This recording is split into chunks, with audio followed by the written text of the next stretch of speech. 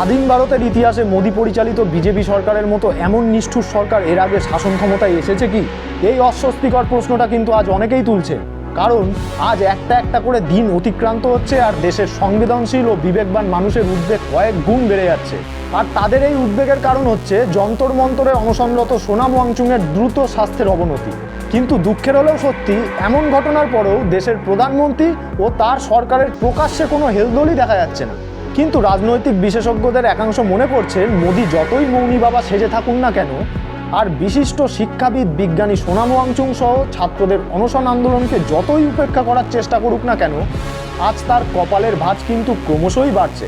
তো মোদীর এই উদ্বেগ বাড়ার কারণ বোঝার আগে আমরা দেখে নেব কেন্দ্রের বিজেপি সরকার সিজেপির প্ল্যাটফর্মে গড়ে ওঠা নিট প্রশ্নফাঁস বিরোধী আন্দোলনকে গোড়াতেই মেরে দেওয়ার কি কৌশল নিয়েছে। আমরা জানি অনশনরত সোনাম ওয়াংচুকের প্রধান দুটি দাবি।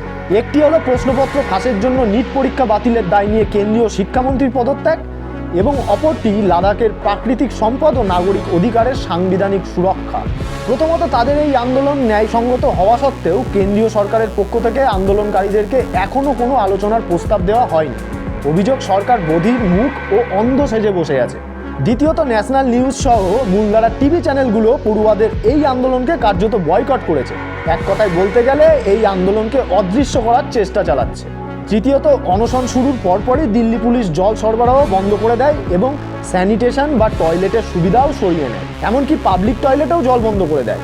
এছাড়া প্রবল বৃষ্টি শুরু হলে অনশনকারীদের মাথার উপর ত্রিপল টাঙাতেও বাধা দিয়েছিল পুলিশ। চতুর্থত, বিজেপি নেতামন্ত্রী সহ কিছু মিডিয়া এই আন্দোলনের গায়ে দেশবিরোধী তকমা লাগিয়ে দিচ্ছে। আবার কেউ দাবি করছেন বিদেশি টাকাতেই নাকি এই আন্দোলন চলছে, ইত্যাদি ইত্যাদি। এত কিছু চেষ্টা চালিয়েও কিন্তু আন্দোলনকে স্তব্ধ করা যায়নি। অনশনরত সোনাম ওয়াংচুকের মনোবল না ভাঙলেও তার শারীরিক অবস্থার দ্রুত অবনতি হচ্ছে, যা দেশের সংবেদনশীল মানুষের বিবেককে জাগ্রত করছে আর দেশবাসীকে রাষ্ট্রের বিরুদ্ধে প্রশ্ন করতে উদ্বুদ্ধও করছে। এখন প্রতিদিন বিশিষ্ট জনসহ হাজার হাজার মানুষ এই অনশন মঞ্চে উপস্থিত হচ্ছেন এবং এই আন্দোলনের প্রতি তারা সংহতি জানাচ্ছে। ফলে একদিকে সোনামের রক্তচাপ যতই নিচের দিকে নামছে, অন্যদিকে মোদীর রক্তচাপ কিন্তু ততই চড়চড়িয়ে উপর দিকে উঠছে। অনশনরত সোনামের অনড় মনোভাবের ফলে যদি কোনো বিপদ ঘটে, তাহলে যে মোদী সরকারই সাংঘাতিক চাপে পড়ে যাবে তা প্রতি মুহূর্তেই কিন্তু টের পাচ্ছেন সরকারের কর্তা ব্যক্তিরা। কেউ মনে করছে এখন আদালতই হয়তো মোদীর শেষ ভরসা।